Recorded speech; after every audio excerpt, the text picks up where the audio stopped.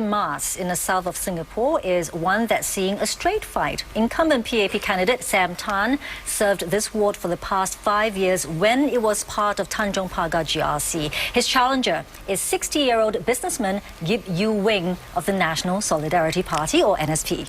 Well, one of the biggest group representation constituencies contested is West Coast GRC. Its boundaries have changed and it absorbed a polling district from Holland Bukit Timah GRC and had Pioneer Ward carved out as a single-member constituency. But its 121,000 eligible voters have not seen a contest here for 14 years. Minister for Trade and Industry Lim Hun Kiang leads the People's Action Party team contesting here. And the Reform Party team is led by Kenneth Jeyaretnam, son of the late opposition politician J.B. Jeyaretnam.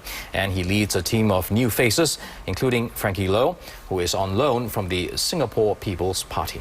Now, residents of Marine Parade GRC are voting for the very first time in 19 years. The National Solidarity Party is looking to unseat the incumbent PAP in one of its traditional strongholds.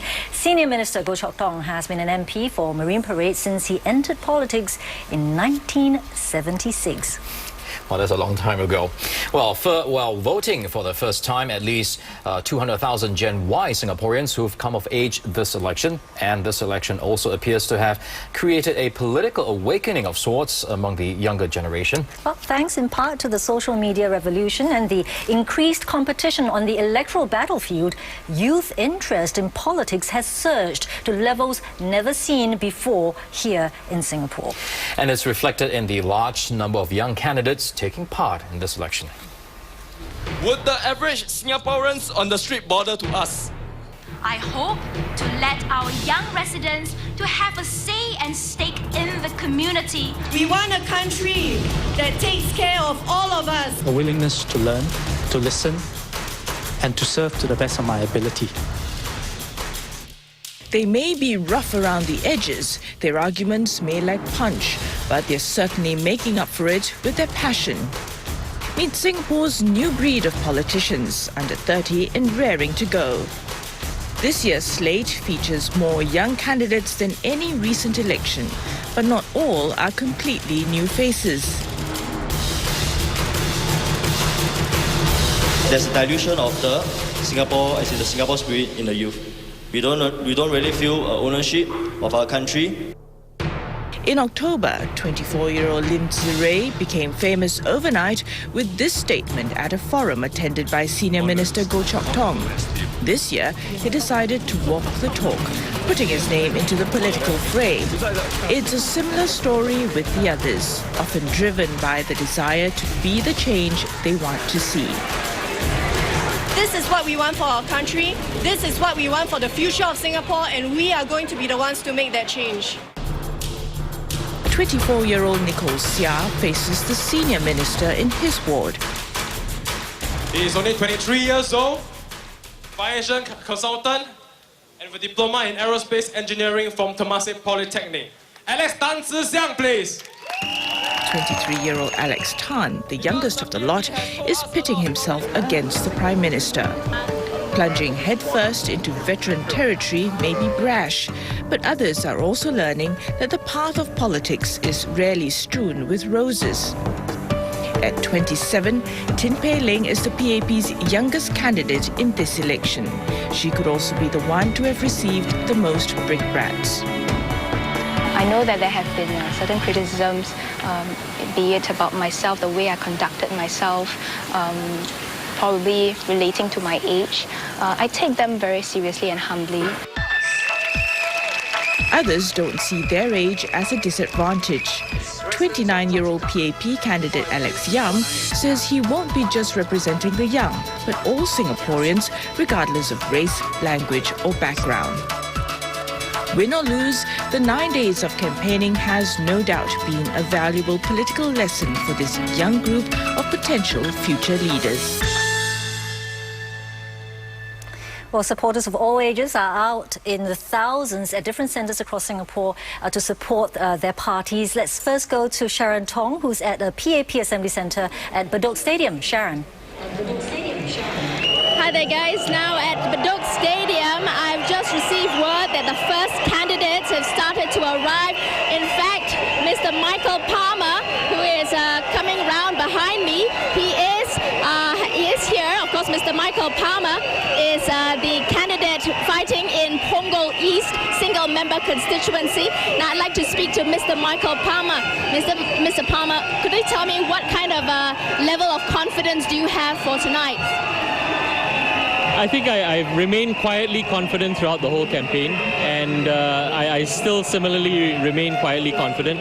But you know, it's election night. This is the night, so obviously butterflies in the stomach, palms a bit sweaty, but that's quite normal.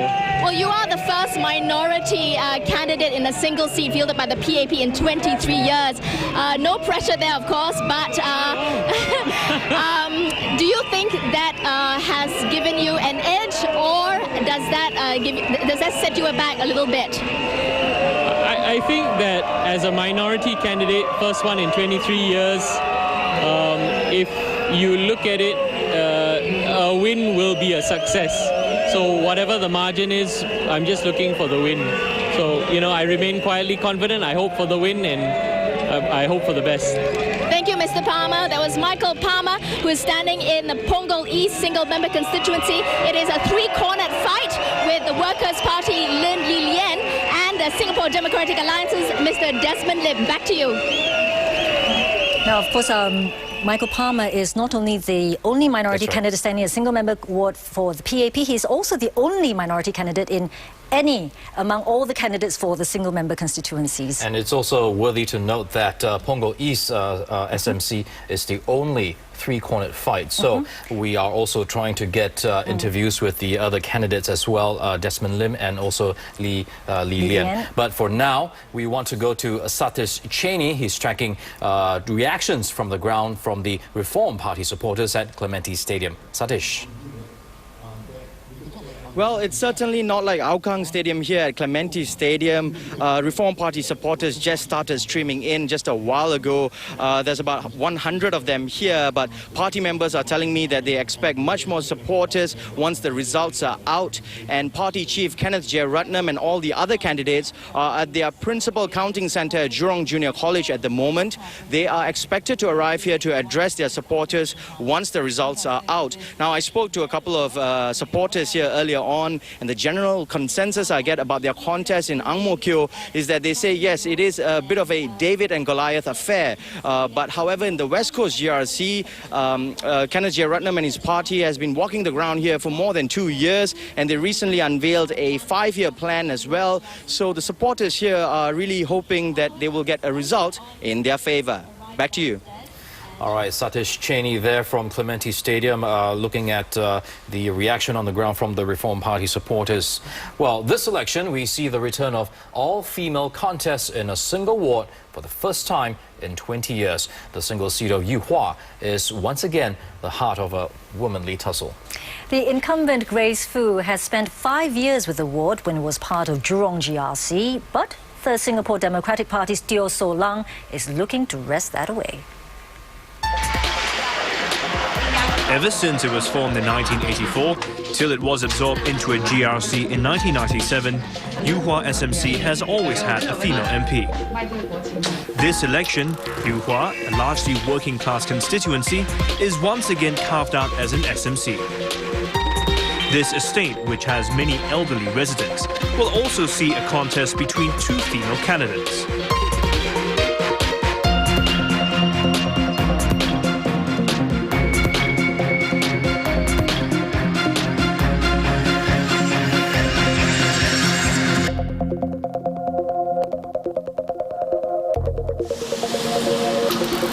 The last time a woman stood and won in a single seat was in 1991, also in Yuhua.